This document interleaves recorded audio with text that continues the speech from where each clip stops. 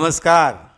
सुदगील संवाद आंबटगोड या चॅनलमध्ये आपणा सर्वांचे हार्दिक हार्दिक स्वागत.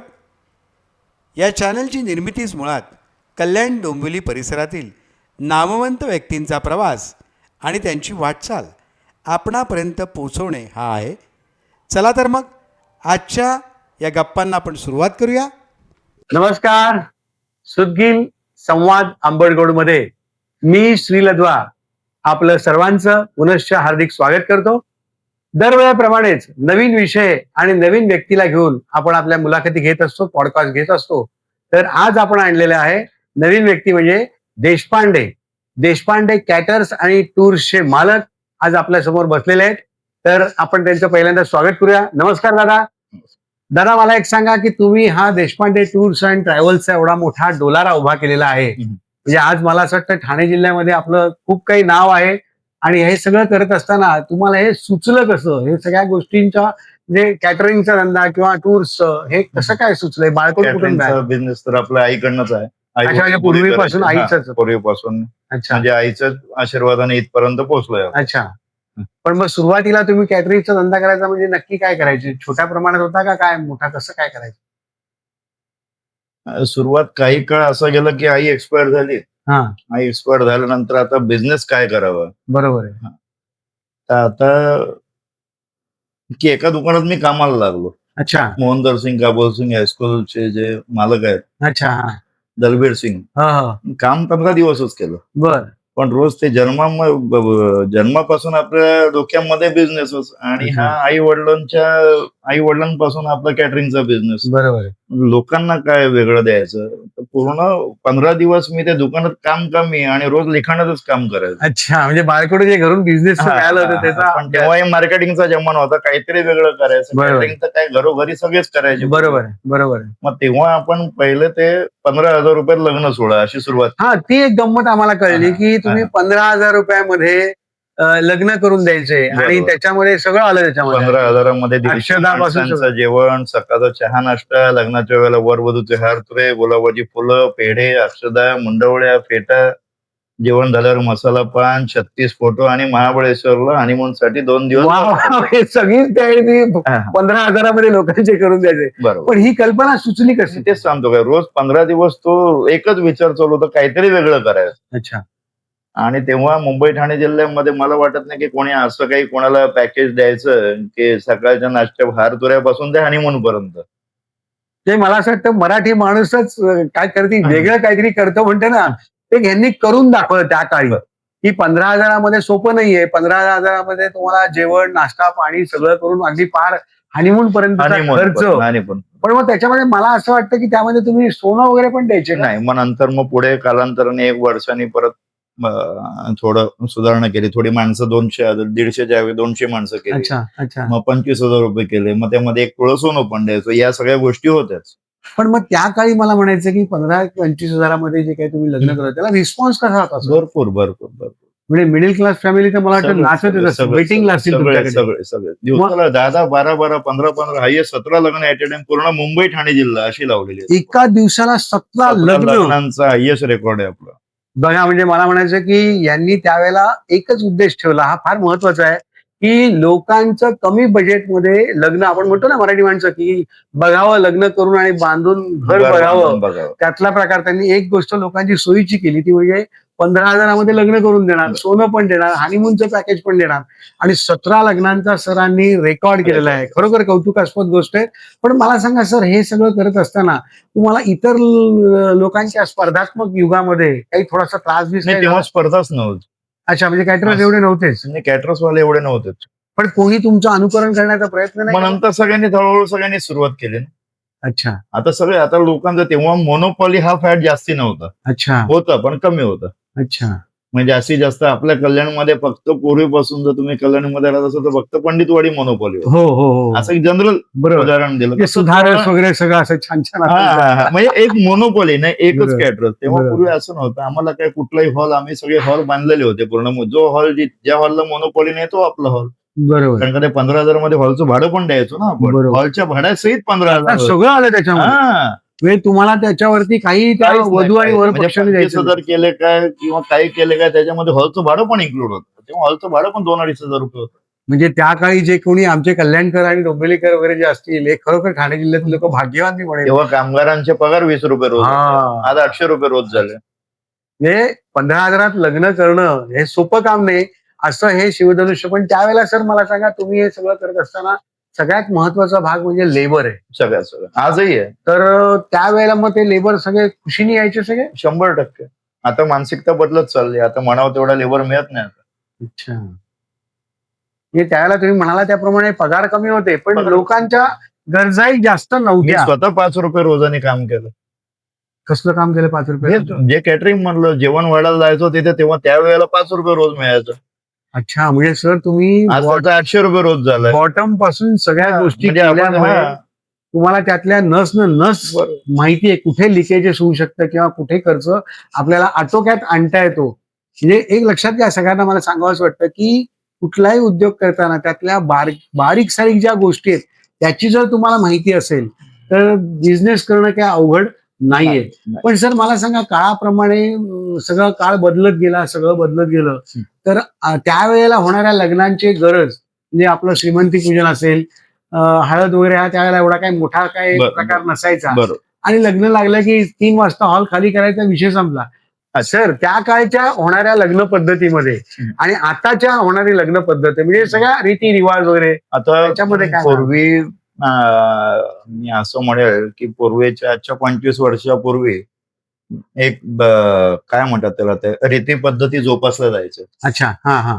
तो काळ असा होता की श्रीमंती पूजन म्हणा, हळद म्हणा, आदल्या दिवशी लग्न करायचं म्हटल्यावर आदल्या दिवशी हॉल घ्यायचं. हो हो हो हो. आपला हळदीचा कार्यक्रम असो, मुंजीचा कार्यक्रम असो, आदल्या दिवशी श्रीमंती पूजेपासून ते दुपारपर्यंत. आता लोकांकडे तेवढा वेळच नाही राहिला. अच्छा, म्हणजे आता झटपट हवं. आता झटपट हवं. आता हॉल मिळतच नाही. आता फुल डे मिळतच नाही आदल्या दिवशीपासून. आता हॉलचं टायमिंगच ठरलं, सकाळी 7 ते 3:30, संध्याकाळी 4:30 ते 11. आणि लोकांची वेळ कमी झाल्या. लोकांकडे पैसा वाढला. आता लोकांना ते आदल्या दिवशीपासून असेही वर्ग आहेत की जे आता मोठे मोठे रिसॉर्ट झालेत. पूर्वी काही एवढे लॉन म्हणा किंवा एवढे रिसॉर्ट पण म्हणा. आत्ताच्या काळी मला असं म्हणायचं होतं की आत्ताच्या काळी जर तुम्ही समजा 25च्या ठिकाणी 50,000 जरी केले आणि तुमच्या पद्धतीने ते लग्न आणि माथेरान आता काय लोक ते- करून तर देणार लोकं ना. अजूनही तयार आहेत. हो, मग आता तो उलट आता तोच फॅड चालू आहे. अच्छा. आता 90% प्रत्येक हॉलला मोनोपोली झालेली आहे. अच्छा. त्यामुळे आमच्यासारख्याचं वर्चस्व आता कमी होत चाललं. प्रत्येकाचे कॅटरर्स ठरलेले असतात. प्रत्येकाचे कॅटरर्स ते तेच मोनोपॉली caterers म्हटलं. असतात. मग त्यांचा रेट जो असतो तोच तुम्हाला द्यावा घ्यायचं ते लागणार. तुम्हाला घ्यायचं. पण मग सर अशा ह्याच्याने त्याची रक्कम वाढली. रक्कम वाढली ना, जे तुम्ही मागेल ते तुम्हाला द्यायचंच आहे. अच्छा, त्याशिवाय हॉलच मिळणार नाही हॉलच तुम्हाला. मिळणार. जो मागेल तो रेट द्यायचा आहे.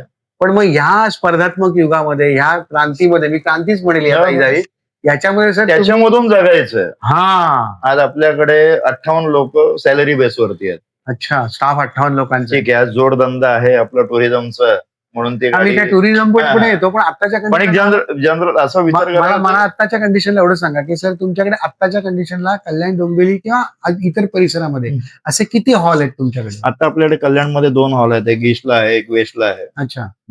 आणि बाकी बाहेर? बदलापूरला रतन बँकवेट म्हणून आहे. नाशिकला 5 हॉल आहेत. अच्छा, असे साधारण किती हॉल आहेत तुमच्याकडे आता एकूण? आता 2 आणि 3, 5 आणि 3, 8 हॉल आहेत नाशिक पासून ते मुंबईपर्यंत. म्हणजे या 8 हॉल मध्ये तुमचं संपूर्णतः मोनोपोली असते. तिथे सकाळच्या चहा नाश्त्यापासून जेवण सगळं तुमचं. मग सर हा स्टाफ किती झाला तुमचा? स्टाफ असा आता कल्याण डोंबिवलीमध्ये आपल्याकडे 58 लोकांचा स्टाफ आहे. नाशिक पकडलं तर 90च्या वरती आहे. ह्या सगळ्या लोकांना सांभाळणं आणि लोकांची या कॉम्पिटिशनच्या आणि लोकांच्या ज्या गरजा आहेत, लोकांची जी मागणी आहे की आम्हाला ही स्वीट नको, ती स्वीट हवं किंवा बाकी काय असतील, त्या सगळ्या ह्याच्यामध्ये टिकाव करणं सर सोपं वाटतं तुम्हाला एवढं? नाही, सोपं नाहीच. आजच्या तारखेत सोपं नाहीच. कारण झालं कसं की आता मोबाईलमुळे कम्पॅरिझन आलं, कॉम्पिटिशन आलं, सगळं आलं. आजकाल लोक ती आता जेवणाची टेस्ट नाही बघत, आधी मोबाईल बघतात. देशपांडे काय आता ते जेवणाची टेस्ट काय देतो ते नाही बघत, आधी मोबाईल वरती सर्च करतात की बाबा काय देणार आहे. बरोबर आहे. आणि त्या जेवणाच्या टेस्टवर विषय लावून जेवणाच्या टेस्ट पेक्षा लोकांना आता चमक दमक फार लागते. म्हणजे त्याचं तुमचं प्लेट कशा असणार आहे, तुमचे देणारे कसे असणार आहे, कसं असणार आहे, बॅकग्राऊंड कसं असणार आहे, टेस्ट कसं असणार आहे. म्हणजे लग्नाच्या खर्चापेक्षा इतर जे खर्च आहे त्याच्यावर जास्त लोकांचा आता मला वाटतं जोर आहे. बरोबर. पण हे काळानुसार सर तुम्हाला पटतं या गोष्टी अशा? पैसा नाही ते रुबाब दाखवला जातो की आम्ही किती श्रीमंत आहोत. प्रश्नच येत नाही. आणि जुबाब दाखवला जातो म्हणण्यापेक्षा तेव्हा त्या आजच्या 25 वर्षापूर्वी त्या गोष्टी नव्हत्या. नव्हत्या, हे खरंय, हे खरंय. आता लोकांना दिसतंय म्हणून ते घेत आहेत ना. बरोबर. एक नवीन गोष्टी रोज निघतात ते काय ना काय तर. जे प्री वेडिंग ज्याचं- वगैरे हा, तो प्रकार सगळं. सगळा. आज जे मी आज 15,000 लग्न लावतो त्या 1.5 करोड मध्ये पण लागतं. लोक 1.5 करोड रुपये खर्च करतात. म्हणजे वाव. कुठे 15,000 आणि कुठे 1.5 करोड. तेव्हा त्या गोष्टीच नव्हत्या ना. असं म्हणायला हरकत नाही. त्यामुळे आता लोकांकडे पैसा वाढला. रस्त्यावर लोकांना पहिले पार्किंग पाहिजे. पार्किंग असेल तर हॉल बुक करतात. पार्किंग अच्छा. असेल तर हॉल पण नाही बुक करत. बरोबर आहे. पण मग मला एक सांगा की या क्षेत्रामध्ये मराठी माणसं आहेत सर? आहेत ना. ती अशी तग धरून बसलेली आहे. कारण आहेत. शेवटी असं म्हणतात ना की भैया लॉबी पण बरीच आलेली हो. आहे. कसं आहे या आपल्याला फील्डमध्ये. जो उदरनिर्वाह जो आपण पकडलेला आहे. आता तुम्ही ते जे आहेत ते पण कसे आहेत की जे आज सर्व्हिस ही आपली सर्व्हिस इंडस्ट्री आहे. पहिला बरोबर, महत्वाचा बरोबर, पार्ट. बरोबर. कॅटरिंग म्हणा, टुरिझम म्हणा, हा आपला सर्व्हिसचा पार्ट आहे. तर लोक कशी सर्व्हिस देतात ते त्याच्यावरती माणूस टिकून आहे. बरोबर. काही लोक पैशाकडेही बघणारे आहेत की चला बाबा झालं ना, लोक आले, जेवून गेले, निघून गेले, त्यांना क्वालिटी म्हणा, सर्व्हिस म्हणा याच्याशी काही घेणं नाही. घेणं नाही. अशी लोक आहेत त्याच्यामध्ये. बरं, सगळ्यात आणखीन महत्वाचा मगाशी आपण जो विषय काढलेला होता टुरिझमचा. बरं. तर देशपांडे कॅटरर्स झालं, ते तुमचं पॅकेज मधलं लग्न झालं, बरं. सगळं झालं. हे सगळं करता करता टप्प्यावर तुम्ही टुरिस्ट कडे कसं काय वळला? टुरिस्टकडे म्हणजे माझं जेव्हा 2001 ला जेव्हा लग्न झाल्यानंतर ते 25 वर्षापूर्वी. हा, तर 3 महिने लग्नाचे मुहूर्तच नव्हते. बर. 14, 15, 16 डिसेंबर हा शेवटचा मुहूर्त. 12, 13, 14 असं काहीतरी डिसेंबर शेवटचा मुहूर्त की बाबा उद्यापासून उठून काय करायचं. डोक्यामध्ये 24 तास आहेत. म्हणजे लग्न झालं 28 नोव्हेंबरला. हा. पण ते काय बाहेर कुठे जायला, जसं मगाशी विषय झाला की आपण बायकोपर्यंत वेळ देऊ शकत नाही. बरोबर आहे. आणि मुलगा गेलो माथेरानला. बर. तिथे गेल्यानंतर बाबा रात्रभर काय म्हणजे उद्यापासून काय करायचं. बरोबर. मिसेसच्या तोंडात नाही मिसेस. अच्छा. हा, मिसेसच्या तोंडातून निघालं आपण अष्टविनायक चालू करूया. अरे वा, त्याच छान. पावली परत आलो आणि जे अष्टविनायक चालू केलं त्याच पूर्ण भारतामध्ये आपल्या पूर्ण भारतभर. वा वा, म्हणजे तुमच्या गृहलक्ष्मीमुळे तुम्हाला एक नवीन बिझनेस सापडला. बरं. तो म्हणजे टुरिझमचा. बरं. आणि तो आज तागायत चालू आहे. बरोबर. आणि पण- हा जोडधंदा झाला. पण मला सांगा टुरिझम मध्ये पण तुमचं असं काहीतरी ठरलेलं आहे का? आठवड्याला या किंवा महिन्याला या ट्रिप वगैरे असं बरोबर. काय? दर शुक्रवारी आपले अष्टविनायक दर्शन, जी सुरुवात ज्याच्यापासून केली होती हा. ती आज दर शुक्रवारी 12ही महिने कुठल्याही परिस्थितीत आपली जातच. किती दिवस असते ती शुक्रवारी गेल्यावर? शुक्रवारी सकाळी निघते, रविवारी संध्याकाळी परत येते. बर, अष्टविनायक झाले. आणखीन कुठली टूर? तुळजापूर, पंढरपूर, गाणगापूर, अक्कलकोट आहे. अच्छा. त्यानंतर कोल्हापूरची महालक्ष्मी, नरसोबाची वाडी, ज्योतिबा, पन्हाळा, कणेरी मठ, बाळूमामा अशी एक आहे. अच्छा. गणपतीपुळे, पावस, मार्लेश्वर, डेरवण, रत्नागिरी ही एक आहे. म्हणजे महाराष्ट्रातल्या आपल्या दर गुरुवार, दर शुक्रवार रेग्युलर जातात. म्हणजे आठवड्यात गुरुवार, शुक्रवार, शनिवार, रविवार हे 4 दिवस तुमच्या. बाकी कंटिन्यू बाकी ऑड डेला अशा तुमच्या काही trips असतात का? ऑड डेला नाही. बाकी म्हणजे हे एक मला असं वाटतं की आपल्या सर्व श्रोत्यांना जे आता चॅनलवर पाहतायत सुदगील संवाद आंबडगोड, त्यांना हेही विनंती करेल मी की ह्या चॅनलला तुम्ही सबस्क्राईब करा, फॉलो करा, लाईक्स करा आणि सगळ्यात महत्वाचं म्हणजे शेअर पण करा.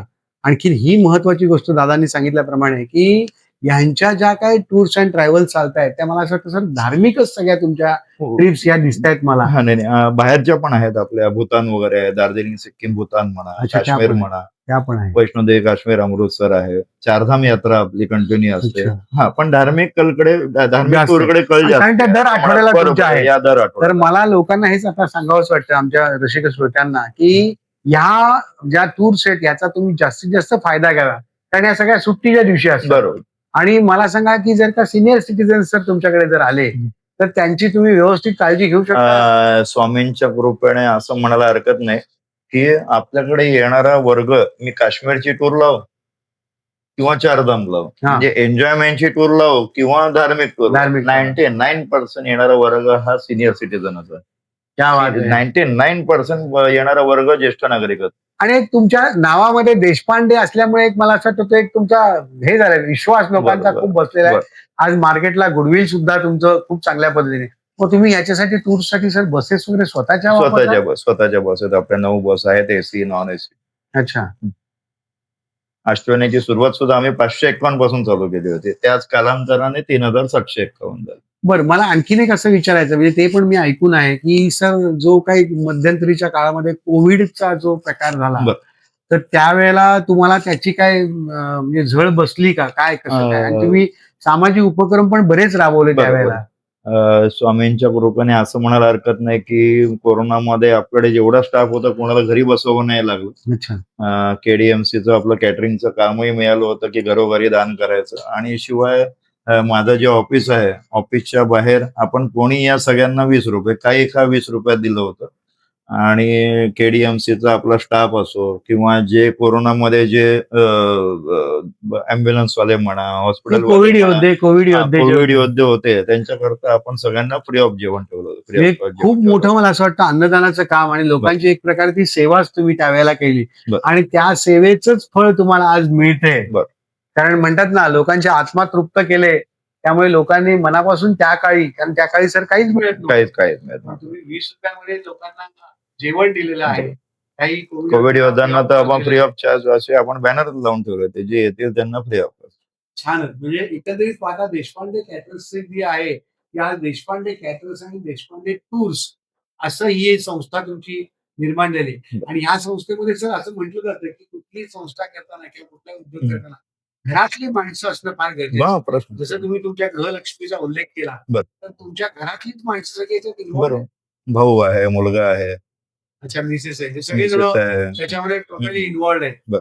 त्यामुळे हक्काची माणसं मिळाल्यानंतर म्हणजे हाही एक महत्वाचा मुद्दा मी म्हणेल. जसं आपण इतर कास्टची लोक जी आहेत म्हणजे उद्योग करणारे गुजराती, मारवाडी वगैरे, ती ज्या पद्धतीने त्यांची घरातलीच माणसं घेऊन ते कुठल्याही उद्योगधंद्यात उतरतात, हं. तसं देशपांडे कॅटर्सचं एक वैशिष्ट्य त्यांनी सांगितल्याप्रमाणे की सगळी घरातलीच माणसं उतरल्यामुळे आपल्या बिझनेसमध्ये घरातली माणसं असणं फार गरजेचं असतं. आणि येणाऱ्या क्लायंट्सला पण तुम्ही त्याप्रमाणे आपुलकी मराठी आपली जी बरं. एक आहे अतिथी देवो भव तशी ट्रीटमेंट देतात. हे त्याच्या मागचं मला असं वाटतं गमक आहे सर. की आज बरोबर. तुम्ही या उच्चुंग शिखरावर पोहोचलेले आहात. बरं. की आज तुमच्याकडे एवढे हॉल्स आहेत, गाड्या आहेत. हे हे हे सगळं आहे म्हणजे हे लोकांनीच दिलेले आशीर्वाद आहेत. पण ते तुम्ही केल्यामुळे ते तुम्हाला बरोबर. रिटर्न मिळालेलं आहे. लोकांना पण जशा मी पद्धतीने मी देवापेक्षा लोकांचे आशीर्वाद, आपल्या ग्राहकांचे आशीर्वाद त्याला पहिले मान्यता देईल. हाही मुद्दा फार महत्वाचा मी म्हणतो की कारण का त्यांनी मला इथपर्यंत पोहोचवलेलं आहे. प्रामाणिकपणे सेवा आणि त्याच्यामध्ये सातत्य जसं त्यांनी सांगितलंय. मग असं कधी होतं कसं तुम्ही गुरुवारी जे काय म्हणाले ऑस्ट्रेलिया किंवा गाणगापूर वगैरे तुम्ही ट्रिप काढता तुम्ही, की त्याला तुमची बस किती 55 सीटर आहे आणि बरं. 25 सीटर तरी घेऊन जातो. कुठल्या अर्थाने ती कॅन्सल कॅन्सल केली जाते. कॅन्सल जेवढी आहे ती तेवढी. तेवढे घेऊन जातो. म्हणजे आज तुमची पुण्याई आहे, तुम्ही जी काही सेवा केली ती बस भरतच असेल आणि 100% भरतेच भरते. तुमची इच्छा आहे तीच आहे. पण सीझन ऑफ सीझन उन्हाळा, पावसाळा, हिवाळा 3 ऋतू असतात तर त्यामुळे कमी जास्ती सीट पण होतात. तरी पण आपण कॅन्सल करत नाही. एकदा शब्द दिलाय, लोकांनी 10 पैसे ऍडव्हान्स दिला म्हटल्यावरती घेऊनच पण जाणार. त्या लोकांची जेवणा खावण्याची सोय सगळं जसं आपलं कॅटरिंग बरोबरच असतं ना. भारतात कुठल्या सगळ्या टूरला आपल्याकडे जो वर्ग येतो, जसं आपला मेन बिझनेस जसं कॅटरिंगचा आहे, तसं आपल्याकडे जो वर्ग येतो ते फक्त देशपांडे कॅटरर्सचं जेवण टूरवरती मिळेल म्हणून आमच्याकडे बुकिंग. म्हणजे म्हणून पूर्ण आमच्याकडे पूर्ण भारतात घ्यायला येतात. महत्वाचं आहे की ज्या वेळेला आपण बाहेर जातो आपलं गाव सोडून, त्यावेळेला होणाऱ्या पाणी आणि खाण्यापिण्याच्या सवयीमध्ये फरक पडला तर अनेक व्याधी होण्याची शक्यता असते. भारतात कुठे गेलं तरी माणसाचं स्वास्थ्य चांगलं राहण्याकरता महत्वाचं आहे अन्न. बरोबर. आणि ते तुम्ही देशपांडे बरोबर. स्वतःहूनच देतात. बरोबर. हा एक त्यांचा प्लस पॉईंट आहे मला असं वाटतं. अशाच गप्पा आपण अनेक मारत जाणार आहोत पुढच्या भागामध्ये असंच कंटिन्यू करणार आहे. पण तत्पूर्वी मी एवढंच सांगेल तुम्हाला की या सुधीर संवाद आंबेडकर चॅनलला तुम्ही शेअर करा, सबस्क्राईब करा, फॉलो करा आणि लाईक्स करायला विसरू नका. पुन्हा भेटूया आपण पुढच्या भागामध्ये आणि विषय आपल्या अशाच गप्पा असतील देशपांडे टूर्स अँड ट्रॅव्हल्स बरोबर. धन्यवाद.